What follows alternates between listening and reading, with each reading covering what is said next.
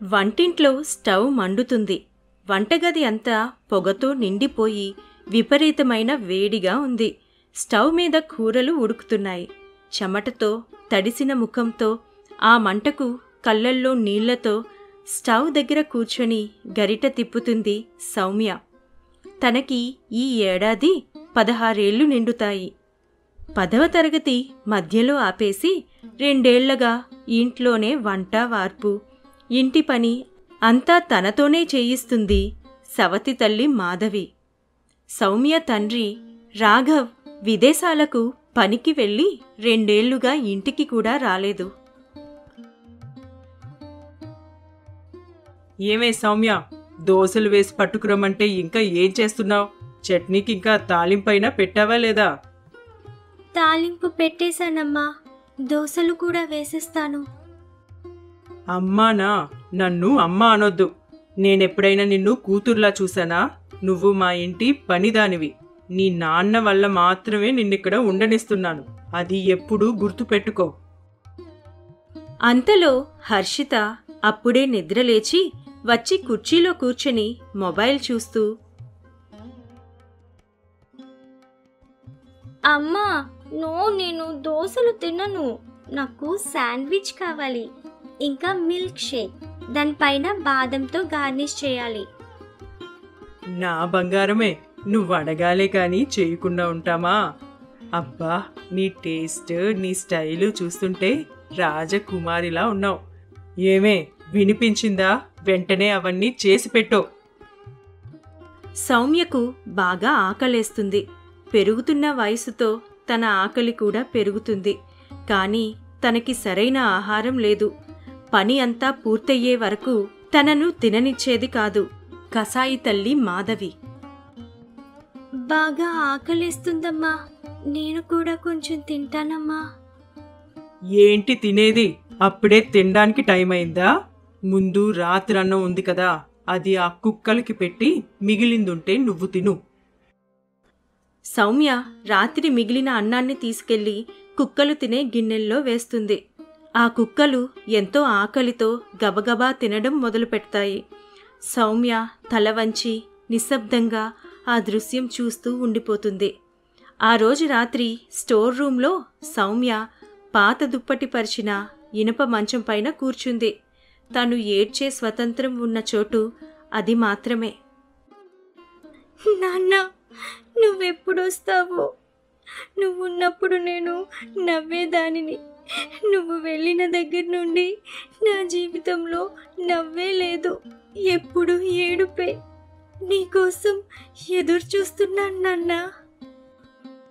ఒకరోజు పొద్దున్న తన తండ్రి తిరిగొస్తున్న వార్త తెలుస్తుంది సౌమ్యకు. పోస్ట్ మ్యాన్ తీసుకొచ్చిన లెటర్ చదువుతూ సౌమ్య ఎంతో మురిసిపోతుంది.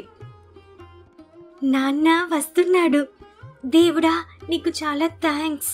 నాన్న వస్తే నేను ఈ నరకం నుండి బయటపడతాను. త్వరగా రా నాన్న. రాఘవ్ ఇంటికి వచ్చే రోజు రానే వచ్చింది. ఆ రోజు ఇంటి వాతావరణం పూర్తిగా మారిపోయింది. పిండి వంటల ఘుమఘుమలు, ఇల్లంతా చక్కటి అలంకరణ, కొత్త బట్టలతో హర్షిత మహారాణిలా తయారై కూర్చుంది.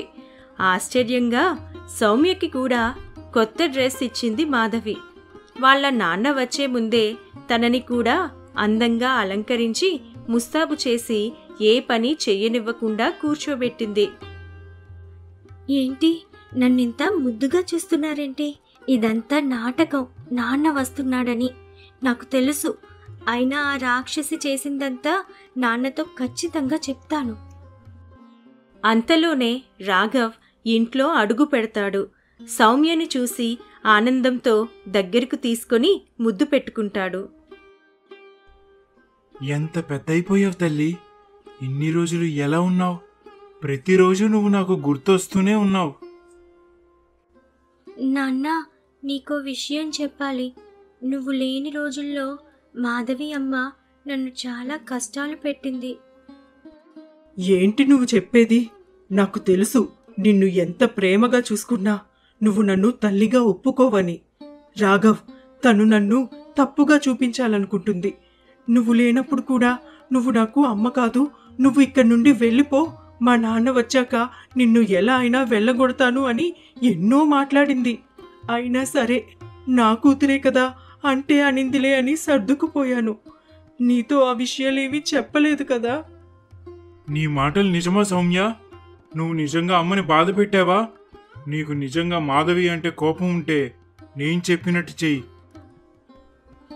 రాఘవ్ తన బ్యాగ్లో నుండి ఒక పిస్టల్ తీసి తన కూతురి చేతిలో పెడతాడు. ఈ గన్లో బుల్లెట్లున్నాయి. నిన్ను నిజంగా ఆవిడ బాధ పెట్టుంటే వెంటనే తనని కాల్చు. చేతిలో గన్ పట్టుకొని తండ్రి మాటలు వింటూ సౌమ్య వణికిపోతుంది. తన చేతుల్లో గన్ కిందకు దించేసి ఏడుస్తూ తండ్రిని చూస్తుంది. నాన్న, నేనెవరికి హాని చేయలేను. ఇది నా వల్ల కాదు. నేనెప్పటికీ ఇది చేయలేను నాన్నా. తన చేతిలో గన్ని తీసుకొని రాఘవ్ మాధవికి అందిస్తాడు. ఒకవేళ సౌమ్య తనని బాధిస్తూ ఉంటే తనని చంపేసేయ్ అంటాడు.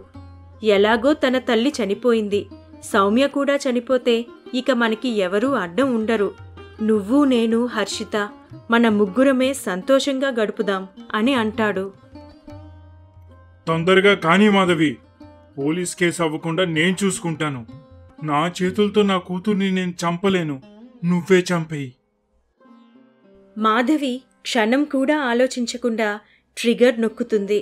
కానీ గన్ ఖాళీగా ఉంది. అందులో బుల్లెట్లు లేవు. నిజం తెలిసిపోయింది మాధవి. నిన్ను నమ్మి నా కూతుర్ని నీ చేతిలో వదిలిపెట్టాను.